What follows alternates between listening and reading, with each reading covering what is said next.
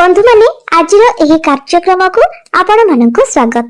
आजिर एही कार्यक्रमटी तुला राशि व्यक्ति विशेष मानक पई बहुत गुरुत्वपूर्ण अटे, कारण एही पवित्र होली तथा दोल पूर्णिमा थारु आपणक जीवन संपूर्ण भाବରେ बदलबाको जाउछि।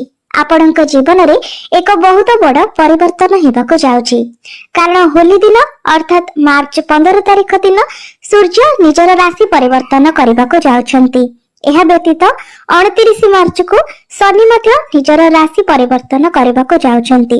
तेबे बंधु माने शनि कोनोसी एक राशि रे सबुठारु दीर्घ समय पर्यंत रहिथांती, कारण शनि गोटे राशि रे 2.5 वर्ष पर्यंत रहिथांती, जहाँकि 2.5 वर्ष परे शनि 29 मार्च को निजर राशि परिवर्तन करबाको जाउछंती। कुंभ राशि रु मीन राशि को प्रवेश करबाको जाउछंती। तो एहार प्रभाव रे निश्चित भाव रे आपणक जीवन रे एक बहुत बड़ परिवर्तन हेबो। आपणकर स्वास्थ्य, शिक्षा, प्रेम जीवन, वैवाहिक जीवन, भाग्य, क्यारियर एवं व्यापार वाणिज्य सब किछि उपरे एहार प्रभाव पड़िबो। तेबे ए सबु रे दोल पूर्णिमा परठारु कोन सब परिवर्तन हेबो, आपणक जीवन रे केउ सब बड़ घटना गुडिक घटिबो, से विषय जानिबा पई आपण माने भिडियोटी को स्किप न करी शेष पर्यंत निश्चय देखंतु। एवं आपणकर जदि तुला राशि होई थाए तबे भिडियोटी को लाइक करी चैनल टी को सब्सक्राइब कर दियंतु। कमेंट बॉक्स रे भक्ति एवं श्रद्धार सहित जय श्री कृष्ण निश्चय लिखंतु। तबे बंधु माने आसंतु आरंभ करिबा आजिर एही कार्यक्रम को, जहा कि जन्म राशि एवं चंद्र राशि उपरे आधारित अटे। तो राशि चक्र 12 गोटी राशि मध्यरु सप्तम राशि हेउछि तुला राशि। तबे आपणक कुंडली पंचम भाव में विराजमान अछंती शनि एवं सूर्य। तबे 15 मार्च को सूर्य आपणकर षष्ठ भाव को चलन करिवे। शनि मध्य 29 मार्च को आपणकर षष्ठ भाव को चलन करिवे। आपणकर षष्ठ भाव में विराजमान अछंती बुध, शुक्र एवं राहु। आपणकर अष्टम भाव में विराजमान अछंती देवगुरु बृहस्पति। नवम भाव में विराजमान अछंती मंगल एवं आपणकर द्वादश भाव में विराजमान अछंती केतु। तो सर्वप्रथम आसंतु जानि नेबा एही दोल पूर्णिमा परे आपणकर स्वास्थ्य किपरि रहिबो। तेबे कुंडलीर प्रथम भावटी होइथाय आपणकर स्वास्थ्यर भाव, इम्युनिटी सिस्टम रो भाव, एवं आपणकर प्रथम भावर अधिपति हेउछंती शुक्र। शुक्र आपणकर षष्ठ भाव रे अछंती, मात्र उच्चस्थ अछंती। तेबे बंधु माने शुक्रक सहित अन्य ग्रह मानकर स्थिति मध्ये भल रहिछि, मात्र गुरु टिके दुर्बल अवस्था रे अछंती। सेति पई आपणको निजर खाद्य पानीय उपरे ध्यान रखिबार अछि, कारण आपणकर मोटापण बढ़िबा भली समस्या देखा देई पारे। जेहेतु गुरु हेउछंती चर्बीर कारक ग्रह, तेनु आपण हेल्दी फूड खांतु। जंक फूड, फास्ट फूड ठारो आपण दूरे रहंतु। एवं जो मानकर डायबिटीज अछि सेमाने मध्य निजर खाद्यपेय उपरे ध्यान रखंतु। विशेष करी जेतेबेले आपण बाहर को ट्रैवल करूछंती तो सेतेबेले आपण बाहरर खाद्य बिल्कुल भी खांतु नहीं। एहा व्यतीत आपण योग, व्यायाम, प्राणायाम इत्यादि करंतु। एहा व्यतीत अन्य कोनोसी भी गंभीर समस्या आपणक स्वास्थ्य रे देखा जाउ नाही। एबे आसंतु जानि नेबा विद्यार्थी मानक पई किपरि रहिबो एही दोल पूर्णिमा परर समय। तेबे कुंडलीर पंचम भावटी होइथाय आपणकर शिक्षार भाव, एवं आपणकर पंचम भावर अधिपति हेउछंती शनि। तो वर्तमान शनि आपणकर पंचम भाव में विराजमान अछंती, मात्र 29 मार्च को शनि आपणकर षष्ठ भाव को प्रवेश करिवे। तेबे एमितिरे तो शनिकर षष्ठ भाव में गोचर को शुभ माना जाय थाए, मात्र शनि जेहेतु आपणकर पंचम भावर अधिपति अटंती एवं पंचम भावर अधिपति होई षष्ठ भाव में गोचर करिवे, तो एहा फल रे पाठ पढ़ारे आपण अन्य मनस्क होई पारंती। तेनु 29 मार्च परे आपणको आपणको पाठ पढ़ारे अधिक फोकस करबाको पड़िबो। आपण निजे ही निजको आपणको पाठ पढ़ारे मन लगाइबाको पड़िबो। निजर माइंड को आपणको कंट्रोल करबाको पड़िबो। शनि जतबेले आपणकर षष्ठ भाव रे गोचर करिवे, तो शनिकर दृष्टि आपणकर द्वादश भाव उपरे रहिबो, जहा फल रे आपणको मन रे परिवर्तनर चिंताधारा आसीबो।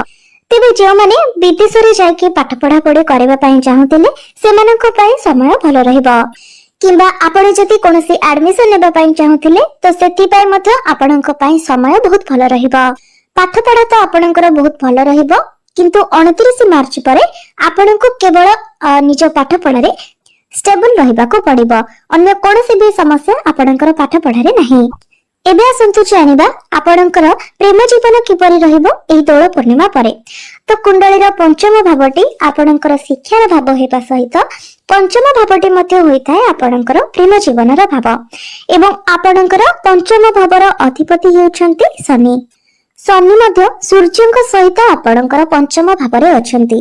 तो आपणको ही आपणकर पार्टनर को कंट्रोल करबा को पड़िबो कारण शनि जेहेतु पंचम भाव अच्छे तो आपण पार्टनर मध्य चित्ती स्वभाव देखा एवं सूर्य प्रभाव मध्य क्रोध स्वभाव देखा यह व्यतीत आपणकर राशि अधिपति अर्थात प्रथम भावर अधिपति शुक्र आपणकर षष्ठ भाव विराजमान अच्छा जहा फल शनि एवं शुक्रंकर 1-12 कनेक्शन बनुछि जहा फल छोट छोट कथार आपण मध्य झगड़ा देखा दे पारे।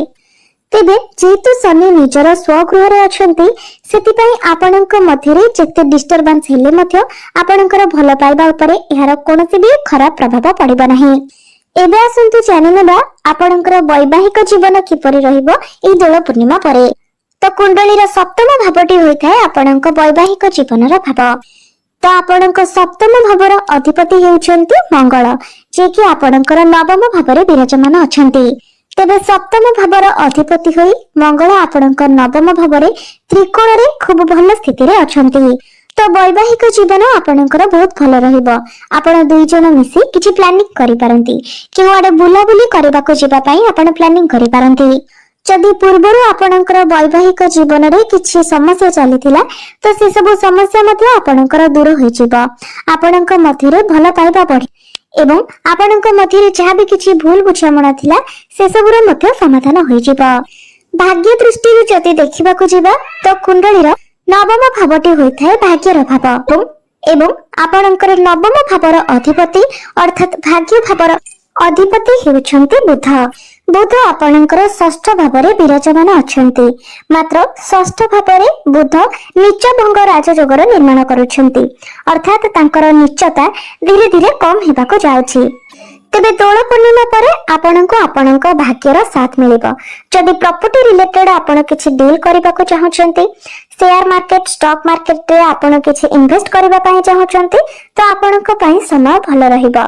एहा सहित आपण जदि कोनोसी शुभ मांगलिक कार्यर आयोजन करबा पई चाहछन्ति तो सेथि पई मध्ये समय भल रहिबो।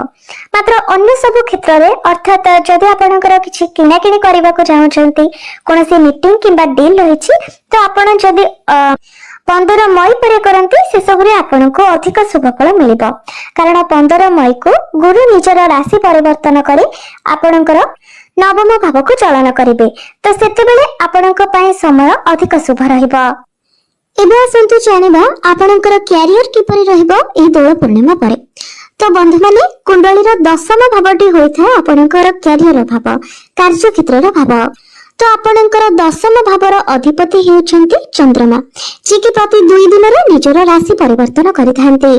तेबे अन्य ग्रह मानकर स्थिति भल थिबा हेतु आपणकर कैरियर एही दोल पूर्णिमा परे बहुत भल रहिबो।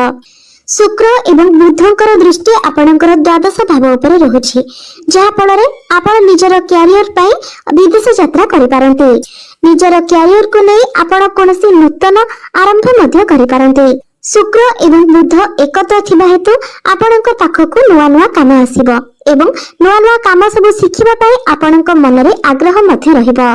तबे बेले बेले आपण टिके मुडी स्वभावर होई पारंती।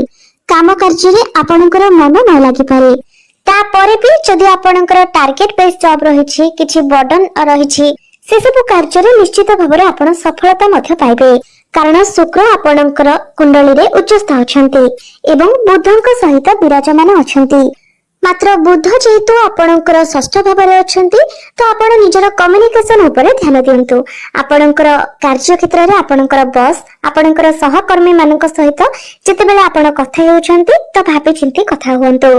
मात्र काम कार्य आपणकर ठीक ठाक रहइबा एवं जो माने बिजनेस करूछन्ति बिजनेस को लेकी दोल पूर्णिमा परे आपणक पई 70% भल रहिबो कारण मंगल जेहेतु आपणकर त्रिकोण रे अछन्ति आपणकर डेली इनकम वृद्धि पाइबो।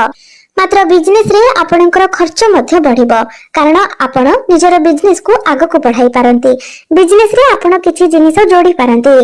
तेबे बुध जेहेतु राहुंक सहित अछंती तो बिजनेस रे आपणकर किछि आर्गुमेंट होई पारे, मात्र बिजनेस रे आपणको प्रॉफिट मध्य मिलिबो एवं मान सम्मान मध्य प्राप्ति हेबो।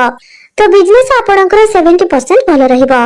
एबे आसंतु जानि नेबा किछि प्रतिकार विषय रे, जे प्रतिकार गुडिक करबा द्वारा आपणकर जहा किछि अशुभत्व रहउची से सब खंडन हेबा सहित आपणको अधिक शुभत्व प्राप्ति होई पारिबो। तो जेहेतु गुरु आपणको कुंडली रे दुर्बल स्थिति रे अछंती, सेथि पई प्रत्येक दिन आपण गुरुंकर बीज मंत्र 108 थर जप करंतु। एहा सहित प्रत्येक दिन आपण शुक्रंकर बीज मंत्र मध्य 108 थर जप करंतु। प्रत्येक दिन आपण हनुमान चालीसार पाठ करंतु एवं प्रत्येक दिन आपण उदित सूर्यंकु तंबा पात्र रे जलार्घ्य अर्पण करंतु। निश्चित भाବରେ आपणकर समस्त अशुभत्व गुड़िक खंडन होई आपणको अधिक शुभत्व प्राप्ति हेबो। तेबे बंधु माने आपणकर जीवन मंगलमय हेउ, एहा ही ईश्वरंक निकटरे मोर प्रार्थना। धन्यवाद।